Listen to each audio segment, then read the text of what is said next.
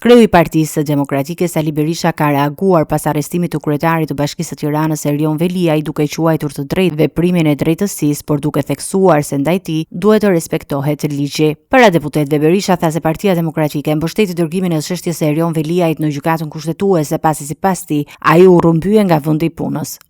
Në X qytet të Kolumbisë, Farku rrëmbeu kryetarin e bashkisë. Ai bëri paralelizëm që Farku më rrëmbeu dhe mua në Bashkinë e Tiranës. Por, po të kemi parasysh procedura ligjore të një vendi demokratik, ne nuk mund të themi se ato nuk u shkelen tërësisht një lloj si ato të Farkut, të themi të vërtetat. Berisha shtoi se përplasja me Edi Ramën dhe Erion Veliaj lidhen me interesa caktuara korruptive që sipas tij janë bërë shkak për përçarjet brenda majorancës.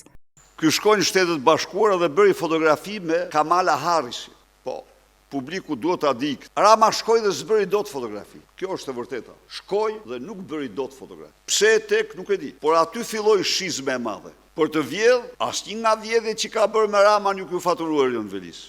Në vijim, kreu i opozitës hodhi akuza edhe ndaj zëvendës kryeministres Belinda Balluku, duke e përfshirë atë në atë që e cilësoi si rrjet korrupsioni qeveritar. Ai prokuror që guxoi të firmos thirrjen e një personi bashkë me Edi Ramën kanë zhdukur miliarda në tendra në këtë vend, ai u përball me kërcënime vrasësish, me kërcënimet indirekt të bosit të tij, Troplinit në krye të skapit, por dhe me kërcënimet direkt të kryeministrit nëpërmjet telefonit të faqes Zimanes, Ulu Zimanes.